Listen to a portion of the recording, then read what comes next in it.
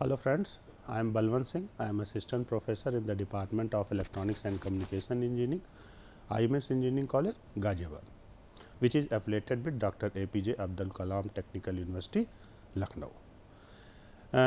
In the last lectures, we were discussing about the sampling theorem and its concept.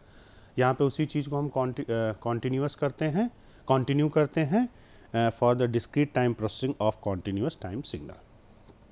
Basically,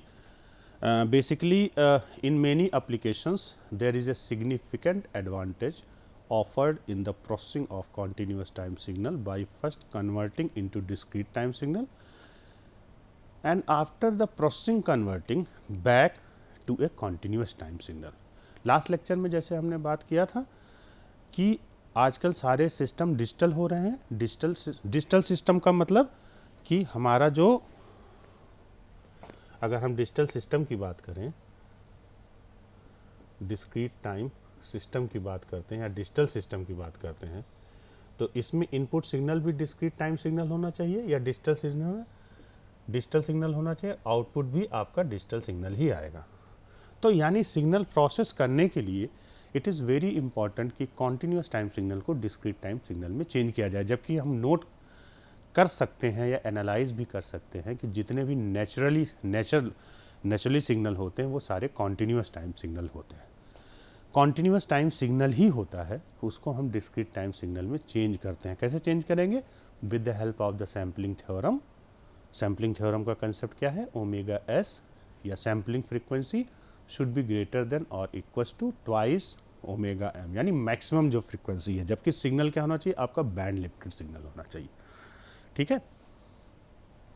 अब देखो, discrete time signal, discrete time processing के लिए हमको discrete time input चाहिए, output भी discrete time signal आएगा। लेकिन अगर हमारे सामने, चूँकि हमारे ह्यूमन बीइंग पे ही इम्प्लीमेंट होता है हर चीज़, तो अगर आप देखो, अगर हमारे सामने डिजिटल सिग्नल या डिस्क्रीट टाइम सिग्नल रख दिया जाए, जैसे मैं आपको एक एग्जांपल दिखाऊं, कोई पिक्चर है और आपके पास 01010101 के फॉर्म में आ जाए या हेक्साडेसिमल के फॉर्म में आ जाए, 01 ACD ऐसे करके आ जाए, तो हमको समझ में नहीं आएगा कि वो क्या सिग्नल है। तो ज़रूरत क्या है यहाँ पे? डिस्क्रीट टाइम सिग्नल जो आपको मिला है, फिर इसको क्या करना पड़ेगा? कॉन्टीन्यूअस ऐसा एक सिस्टम लगाना पड़ेगा जो कॉन्टीन्यूअस टाइम में चेंज करे। ठीक, तो वो पिक्चर, जैसे मैं आपको ये लेक्चर दे रहा हूँ, ठीक, सारी प्रोसेसिंग जो हो रही है वो डिजिटल प्रोसेसिंग हो रही है। यानी जो भी सिस्टम है, यहाँ पे जो कैमरे लगे हैं, जो लैपटॉप है, ये सारे लेकिन मैं क्या हूँ? एक कॉन्टीन्यूअस सिग्नल लगातार आपको दिखाई दे रहा हूँ। वो सिग्नल्स क्या हो रहा है? वो सिग्नल आपका डिस्क्रीट टाइम सिग्नल में चेंज हो रहा है, फिर डिजिटल सिग्नल बन रहा है with the help of the continuous, लेकिन आपको कॉन्टीन्यूअस चीज़ें दिखाई दे रही हैं। यानी फिर आपका डिजिटल प्रोसेसिंग हुई चीज़ें और फिर वो कॉन्टीन्यूस टाइम सिग्नल में चेंज हुई। क्यों? क्योंकि मैं अगर आपको 0101 के फॉर्म में दिखाई दूँ तो आपको समझ में नहीं आएगा, या हेक्साडेसिमल या ऑक्टल के फॉर्म में दिखाई दूँ तो आपको समझ में नहीं आएगा। Okay, so this is the very important thing. Second point, the discrete time signal processing can be implemented with the general or special purpose computer, microprocessors, or with any of the variety of device that are specifically obtained toward discrete time signal processing. ज़्यादातर आजकल के सारे discrete time system ही हो गए हैं या discrete time signal, तो उसमें डिस्क्रीट टाइम प्रोसेसिंग ही यूज़ होती है। And basically converting a continuous time signal to discrete time signal and reconstructing a continuous time signal from its discrete time representation lies in the sampling theorem. बिल्कुल correct है। Discrete time signal जो आपका sampling theorem, आपका omega S is greater than और equal to twice omega M, ये जो चीज़ है, ये कंसेप्ट अगर फॉलो कर रहा है तो आपका continuous time signal discrete time signal बन जाएगा। अगर ये फॉलो नहीं कर रहा है, ये कंसेप्ट अगर फॉलो नहीं कर रहा है, तो भी आपका continuous time signal discrete time signal बन जाएगा। लेकिन अगर फॉलो नहीं कर रहा है, तो जब आप डिस्क्रीट टाइम सिग्नल से कॉन्टीन्यूस टाइम सिग्नल बनाएंगे तो रिकंस्ट्रक्शन नहीं होगा, वहाँ पे एलाइजिंग इफ़ेक्ट अपना प्रभाव डालेगा, जैसे लास्ट लेक्चर में मैंने आपको बताया था कि उनके स्पेक्ट्रम क्या होंगे। अगर सपोज करो अगर ये फॉलो नहीं हो रहा है तो उनके स्पेक्ट्रम ओवरलैप कर जाएंगे ये।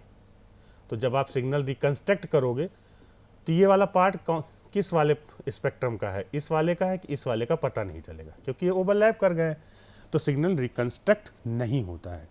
तो कॉन्टिन्यूस टाइम से डिस्क्रीट टाइम सिग्नल, चाहे वो सैम्पलिंग थ्योरम फॉलो करे चाहे ना हो जाएगा चेंज, डिस्क्रीट टाइम सिग्नल बन जाएगा। लेकिन जब आप डिस्क्रीट टाइम सिग्नल से कॉन्टिन्यूस टाइम सिग्नल बनाओगे तो रिकंस्ट्रक्शन में प्रॉब्लम होगी, तो इसलिए सैम्पलिंग थ्योरम फॉलो करना पड़ेगा। नेक्स्ट पॉइंट यहाँ पे समझना है, through the process of periodic sampling with the sampling frequency consistent with the condition of sampling theorem, a continuous time signal xt is exactly represented by sequence of instantaneous value xcnt, that is discrete time sequence xdn and related by xct. Means हमको ये समझना है आपको, अगर ये suppose करते हैं continuous time signal है, इस सिग्नल को आपने इम्पल्स ट्रेन से मल्टीप्लाई कर दिया, तो यहाँ पे जो डिस्क्रीट टाइम सिग्नल, मैं थोड़ा डॉटेड लाइन बना लेता हूँ अपनी सुविधा के लिए, this is not part of the, जो आपका ये सिग्नल बनेगा डिस्क्रीट टाइम सिग्नल, तो ये क्या बनेगा XDN XDN बना, और ये क्या है सपोज करते हैं XCT है। तो इसी को हम लिख सकते हैं कि अगर हम इसी में इस वाले इक्वेशन में t इक्वल्स टू NT रख दें, t क्या है आपका t, 2t, 3t and 4t minus t, यानी जो इम्पल्स ट्रेन है उनके दो सैंपल्स के बीच में जो डिस्टेंस है या पीरियड है वो कैपिटल T है। तो हम XDN और XCNT सेम ही है जब हम t इक्वल्स टू NT रख दिया।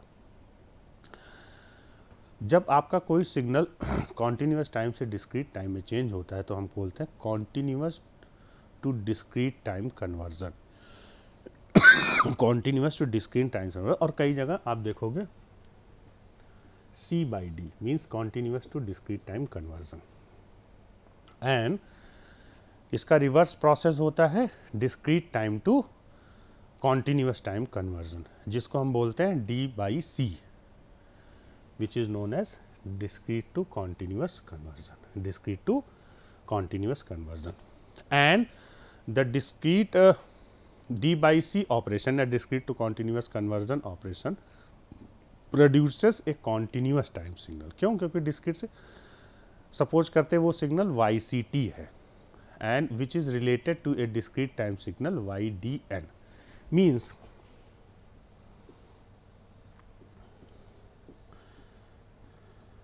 यहाँ से एक सिग्नल YDN आ रहा है जो कि डिस्क्रीट टाइम सिग्नल है, और इसका जो आउटपुट आ रहा है वो क्या आ जाएगा YCT। इससे पहले यहाँ C/D कन्वर्जन आप कर रहे हो, आपने एक सिग्नल दिया XCT और इसका जो आउटपुट आ रहा है वो XDN आ रहा है, कॉन्टीन्यूस टाइम से डिस्क्रीट, डिस्क्रीट टाइम से कॉन्टीन्यूस टाइम। तो सिमिलरली हमको यहाँ समझना पड़ेगा जो हमने पहले कंसेप्ट किया था कि YDN इक्वल्स टू YCNT, यानी इसी में अगर हम NT रखते हैं इक्वल्स टू T, वही इम्पल्स ट्रेन वाला कंसेप्ट, तो ये दोनों आपके बराबर हो जाएंगे, सिंपल सी बात। पूरा प्रोसेस जो हमने अलग अलग कॉन्टीन्यूस टू डिस्क्रीट कन्वर्जन और डिस्क्रीट टू कॉन्टीन्यूस कन्वर्जन, उसको एक ब्लॉक डायग्राम यहाँ पे दिखाया गया है जहाँ पे XDN इक्वल्स टू XCNT और YDN इक्वल्स टू YDNT, ये सिस्टम है डिस्क्रीट टाइम सिस्टम। इसमें प्रोसेस होना है तो सिग्नल को डिस्क्रीट बनाना है, हमको समझना है तो हमको कॉन्टीन्यूस टाइम सिग्नल चाहिए। सो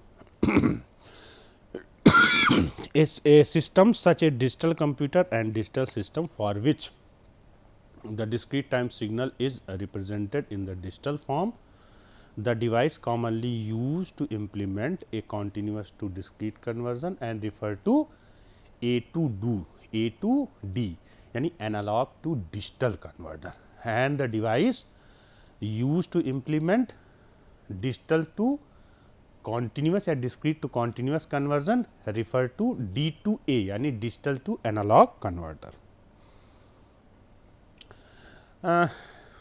To better understand, यहाँ पे हम एक सिग्नल लेते हैं कॉन्टीन्यूस टाइम सिग्नल XCT, जैसा लास्ट उसमें देखा था हमने डिस्क्रीट टाइम सिग्नल आपका XDN जनरेट हो रहा है। ब्लॉक डायग्राम में हम देखते हैं कॉन्टीन्यूस टाइम सिग्नल है, इम्पल्स ट्रेन फंक्शन है, दोनों मल्टीप्लाई हुआ, XPT जनरेट हुआ है ना, और चूंकि यहाँ conversion of impulse train to discrete time sequence, तो आपका discrete time signal.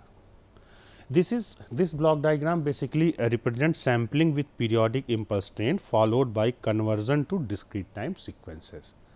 This is basically C/D, continuous to discrete conversion. ठीक, and here in the block diagram, block diagram में आपका जो इम्पल्स ट्रेन है correspond to the sequence of impulse train with amplitude corresponding to the samples of XCT and with the time spacing equal to the sampling period capital T। Means जैसा last में कई बार हम देख चुके हैं, ये आपका सिग्नल है और ये आपका इम्पल्स ट्रेन है। एक सीक्वेंस से दूसरे सीक्वेंस के बीच में जो अंतर है वो and 4t, this is -t। ठीक है, तो ये आपका बेसिकली XT है और ये आपका इम्पल्स ट्रेन PT। इसकी पीरियोडिसिटी क्या है? Capital T। And in the conversion from the impulse train to discrete time sequence we obtain XD, which is discrete time signal corresponding to the same sequence of samples of XCT, but with the unity spacing in terms of new independent variable capital N। यहाँ पे हमारा जो discrete time signal generate होगा, ये dotted line मैंने अपनी सुविधा के लिए बना लिया है, ये 0 N 1 2 3 4, this is your N and this is your XDN। sampling instant, 0th instant, 1st instant, 2nd, 3rd, 4th, -1 instant. This is not time, this is instant, 1st instant, 2nd. So the effect of the conversion from impulse train sequence of the sample to discrete time sequence of samples can be thought as a normalization in time. To better understand, let's have a look this signal. So यहाँ पे XPT है, ये XPT है। Actually में ये आपका continuous time signal है जिसको इम्पल्स ट्रेन से मल्टीप्लाई करके डिस्क्रीट टाइम सिग्नल बनाया गया जब T = T1। ठीक, XDN सेम यही सिग्नल है, सिर्फ इसको डिस्क्रीट टाइम में कन्वर्ट कर दिया गया है। ठीक है, देखो अब यहाँ पे क्या था, पहले इम्पल्स ट्रेन से मल्टीप्लाई था, तो अंतर क्या है XD और 0t 2t। यहाँ पे आप देखोगे 0 1 2 3 4 -1 -2, तो ये क्या हो गया? XDN हो गया। ये एक्सिस क्या हो गया? आपका N हो गया, और ये एक्सिस देखो आपका यहाँ पे T है। सिमिलरली सैम्पलिंग पीरियड 2t है, T 2t। ठीक है, तो यहाँ पे क्या हो गया आपका, अगर देखेंगे तो T = 2t1 2t1 4t1 हो गया ना। लेकिन आप इंस्टेंट देखोगे, जैसे इसमें 0 था, 0th इंस्टेंट ही है ये। आप अगर यहाँ पे देखेंगे तो ये हो जाएगा आपका T1 2t1, 1st instant, 2nd, 3rd, 4th and 3rd। तो this is your N, this is your basically थोड़ा सा मिस्टेक है, XDN, ये XN लिखा है, कोई बात नहीं, डिस्क्रीट टाइम सिग्नल में आपने चेंज कर दिया। यहाँ पे कैपिटल जो इम्पल्स ट्रेन है, जो उसके बीच में डिफरेंस हमने लिया है, क्या लिया है? अलग अलग लिया है। T की वैल्यू एक बार T1, दूसरी बार T2। तो सपोज करते हैं आपका एक सिग्नल है कॉन्टीन्यूस टाइम सिग्नल XCT, और जो कन्वर्जन के बाद आउटपुट जो आया YCT है दोनों का, अगर DTFT sorry CTA continuous time से तो CTFT ये दिया हुआ है। सिमिलरली डिस्क्रीट टाइम जो दो सिग्नल हैं इस ब्लॉक डायग्राम में, मैं आपको एक बार रिमाइंड करा देता हूँ। इस ब्लॉक डायग्राम में आप देखो ये XCT है और ये YCT है, ये डिस्क्रीट टाइम सिग्नल है, ये है ये। तो डिस्क्रीट टाइम DTFT लेना पड़ेगा, XD और YD का डिस्क्रीट टाइम ट्रांसफॉर्म ये है। सो X जो आपका ओमेगा है, the CTFT of XPT in terms of samples value by applying frequency transform of equation. This will equals to XPT। देखो ये क्या है, ये डेल्टा फंक्शन जो रिप्रेजेंट कर रहा है इम्पल्स ट्रेन को रिप्रेजेंट कर रहा है।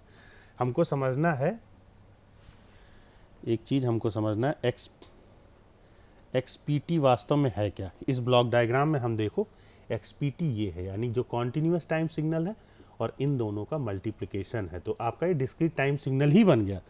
यानी इस डायग्राम में देखो ये XPT है, तो XPT को कैसे रिप्रेजेंट करेंगे, summation n equals to minus infinite से plus infinite XCNT delta T minus NT। ठीक है, फिर since the transform of delta T minus NT सबको पता है बाय शिफ्टिंग प्रॉपर्टी e की power minus j omega NT है, तो x इसका फोरियर ट्रांसफॉर्म क्या हो जाएगा, n equals to minus infinite to plus infinite XNT e की power minus j omega t। और दूसरा DTFT of XDN discrete time signal है, फार्मूला हम लगा दें सिंपल सा, तो XDN इक्वल्स टू e की power minus j omega NT। और देखो XDN को हम लिख सकते हैं XCNT। ठीक है, लास्ट कंसेप्ट के अकॉर्डिंग। तो यहाँ पे हमको ये समझना है XD e की पावर माइनस j ओमेगा, ये आपका डिस्क्रीट ये DTFT है। ठीक है, इसको to XP j omega by T लिख सकते हैं। ऑल्सो लास्ट इक्वेशन से आप ध्यान देखो तो हम इसको डेल्टा T से जो फंक्शन से हमने मल्टीप्लाई किया था इस वाले इक्वेशन से या इस वाले इक्वेशन से रिलेट करो तो we are able to get XC j omega minus K omega S। या इस रिलेशन का यूज अगर हम करें तो इसको लिख सकते हैं XC j ओमेगा, ये क्या है डिजिटल सिम, twice pi K by T। This is the basic mathematics analogue to digital. Better understand, let's have a spectrum XC j omega, XP j omega. ठीक है, डिस्क्रीट टाइम सिग्नल। वैसे भी DTFT की एक प्रॉपर्टी होती है कि जो उसका स्पेक्ट्रम होता है वो पीरियोडिक होता है। पीरियोडिक का मतलब क्या होता है, पीरियोडिक सिग्नल बार बार रिपीट होगा। ठीक है, अगर आपका XC j ओमेगा ये है तो XP j ओमेगा क्यों, क्योंकि आपका ये XT है, इम्पल्स ट्रेन से मल्टीप्लिकेशन हुआ तो जाके आपका XPT बना है, तो डिस्क्रीट टाइम सिग्नल बन गया ये। तो उसका स्पेक्ट्रम लेंगे तो जाहिर सी बात है पीरियोडिक बनेगा। और जो डिस्क्रीट टाइम सिग्नल है XPT नहीं XDN इसका स्पेक्ट्रम ये निकल के आया है। सिमिलरली यहाँ पे पीरियड थोड़ा चेंज कर दिया गया, 2T कर दिया गया, तो आप देखिए इनके बीच का अंतर थोड़ा सा कम हो गया। ठीक है, सिमिलरली दोनों को। तो ये हमको समझना है कि आपका जो इम्पल्स ट्रेन से मल्टीप्लाई होगा वो क्या सिग्नल होगा और XDN क्या होगा। ऑलमोस्ट सेम होते हैं, बस हमको थोड़ा सा एनालाइज करना है। So conversion of discrete time signal, discrete time constituents. अब यहाँ पे हमको क्या करना, यहाँ पे देखो YDN है जो आपका सिग्नल आ गया है, इसको हमने discrete time sequence to impulse train, तो YPT आ गया है ना। अब फिर लो पास फिल्टर से आपने चेंज किया तो YT आ गया। ठीक है, YPT आया, कॉन्टिन्यूस टाइम सिग्नल आया है, लेकिन एग्जैक्ट कैसे आएगा, जब आप उसको लो पास फिल्टर से पास करोगे। जैसे हमने इंटरपोलेशन या इन सब की बात करी थी उसी तरह से सिमिलरली ओवरऑल सिस्टम फिल्टरिंग दोनों चीज़ें मिला के यहाँ पे देखो XCT इम्पल्स ट्रेन से मल्टीप्लाई आपका डिस्क्रीट टाइम सिग्नल हुआ, conversion of impulse train to sequence. अब आपका ये डिजिटल सिग्नल या डिस्क्रीट सिग्नल हुआ, हमने क्या करा, प्रोसेसिंग करी, जो भी यहाँ पे तो दिया हुआ है फोरियर ट्रांसफॉर्म या इम्पल्स, ये HN है, जो भी सिस्टम है उसका ट्रांसफर फंक्शन दिया हुआ है, उसका इम्पल्स रिस्पॉन्स दिया, वो काम हुआ, उसके बाद आपका जो आउटपुट आएगा जाहिर सी बात है आपका डिस्क्रीट या डिजिटल सिग्नल आएगा। फिर हमने क्या करा, इंटरपोलेशन मेथड से यूज़ करके conversion of sequence to impulse train में चेंज कर दिया, फिर लो पास फिल्टर का यूज़ करके इसको हमने कॉन्टिन्यूस टाइम सिग्नल में बना दिया। यानी A/D कन्वर्जन से एनालॉग टू डिजिटल कन्वर्जन से या C/D कन्वर्जन और D/A कन्वर्जन इस ब्लॉक डायग्राम में दिखाया गया है। सो if discrete time system is a identified system and xdn is equals to ydn, then assuming that condition sampling theorem are met and the overall system will be identity system. Suppose करते हैं यहाँ पे हमने omega m equals to omega s by 2 ले लिया है, जो कि सैम्पलिंग थ्योरम भी है, omega s should be greater than और equals to twice omega m। ठीक है, ओमेगा सी आपका स्पेक्ट्रम होगा, continuous time spectrum of XCJ omega. जो इम्पल्स ट्रेन है, कॉन्टिन्यूस टाइम सिग्नल को इम्पल्स ट्रेन से डिस्क्रीट बन गया, उसका स्पेक्ट्रम ये बन गया। ठीक, जो आपका डिजिटल सिग्नल है उसका स्पेक्ट्रम ये डिजिटल। ठीक, तो अब देखना अंतर क्या है, यहाँ पे omega S minus omega m minus omega, यहाँ पे देखेंगे हमको क्या है। ओके, सो आपका जो इम्पल्स ट्रेन से मल्टीप्लाई होने के बाद डिस्क्रीट टाइम सिग्नल मिला है और आफ्टर द प्रोसेसिंग जो मिला उसका अंतर। नेक्स्ट यहाँ पे जो आपका डिजिटल सिग्नल है HDE की पावर j ओमेगा, XDE के that are multiplied from YDG omega. ठीक, ये वाला जो रिप्रेजेंट कर रहा है वो XDE की पावर जो डिजिटल सिग्नल है उसका CTFT, और ये वाला जो सिग्नल है दिस रिप्रेजेंटिंग जो इम्पल्स रिस्पॉन्स है HDE की पावर j ओमेगा। एक बार फिर से हम फिगर देख लें, ये यहाँ की बात हो रही HDN है ना, फिर HDE की पावर j ओमेगा, फिर YDN आया है, उसको यहाँ पे दिखाया जा रहा है। ठीक है, तो अब आपको समझ में आ गया, तो दोनों का मल्टीप्लिकेशन होगा, फ्रीक्वेंसी डोमेन में मल्टीप्लिकेशन होगा और टाइम डोमेन में कन्वोल्यूशन होगा। ठीक है, यहाँ पे अगर मैं आपको दिखाऊं इस डायग्राम में, तो ये देखो, ये अगर टाइम डोमेन में लेंगे तो कन्वोल्यूशन होगा, LTI सिस्टम है, और फ्रीक्वेंसी डोमेन में लेंगे तो मल्टीप्लिकेशन होगा। तो यहाँ फ्रीक्वेंसी डोमेन में लिए हैं तो ये मल्टीप्लिकेशन हो रहा है। ठीक है, सिमिलरली आप यहाँ पे भी देख सकते हैं, ये भी आपका इम्पल्स रिस्पॉन्स है, ये स्पेक्ट्रम है, और सिमिलरली आपका जो डिजिटल सिग्नल है उसका इम्पल्स रिस्पॉन्स और स्पेक्ट्रम है, क्योंकि इस डायग्राम में आप देखो यहाँ पे आपका ये फिल्टर लगा हुआ है। ठीक है, सो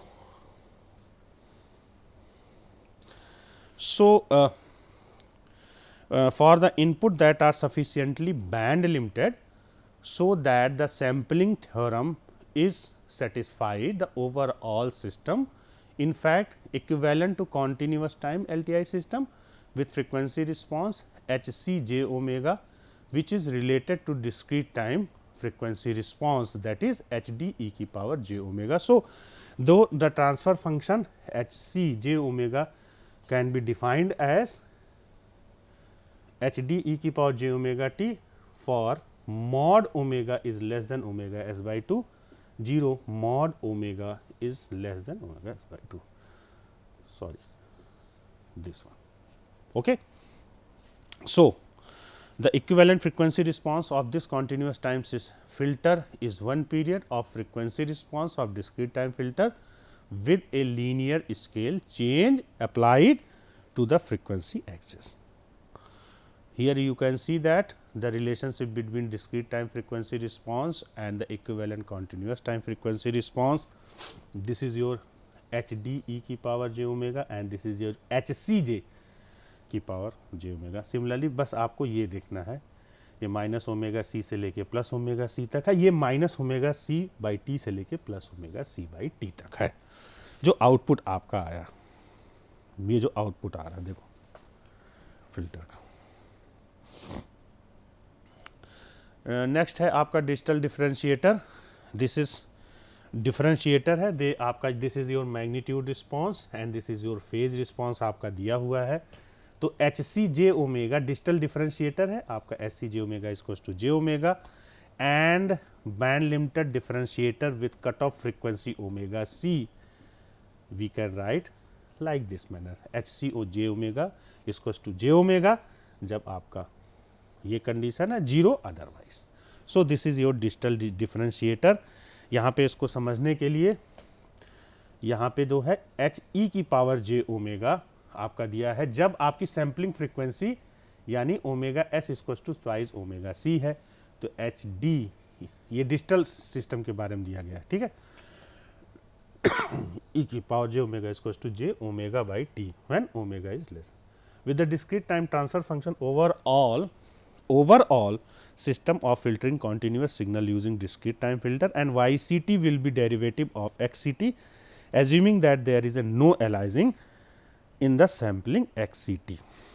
Another example, this is your best example जिसमें हमने कि देखा है कि xct pt दिया और ये कन्वर्जन हो गया जो हमने लास्ट डायग्राम में देखा था, जहाँ पे अगर हमारा xct आपका सिंक फंक्शन है, so T is the sampling Fourier, we can write X C J omega like this manner which is sufficiently band limited to ensure that X C T at the frequency response omega C does not give rise in the aliasing. तो आपका differentiator जो हमने last example में लिया है D by D T X C T use करके हम जो आउटकम निकल के आ जाएगा cos pi by T divided by capital T into T minus sin pi by T into T pi T square. After the sum mathematics, x d n x c n t is equals to 1 upon T delta T and x c n T is equals to 0. So, you can write this equation which is verified here we have to implement L'Hospital rule. After the applying the L'Hospital rule y d n is equals to we are able to get y d n, क्यों? क्योंकि इसकी value इस पे zero है तो हमको L'Hospital rule apply करना पड़ेगा, इसको to Y C T minus one की power n divided by N T square, जब n equals to not zero और जब जीरो है तो आपकी जीरो वैल्यू आ गई। So we can write H D N equals to minus one की power n upon N T square one n equals to not zero and zero one n equals to zero. Okay, thank you very much.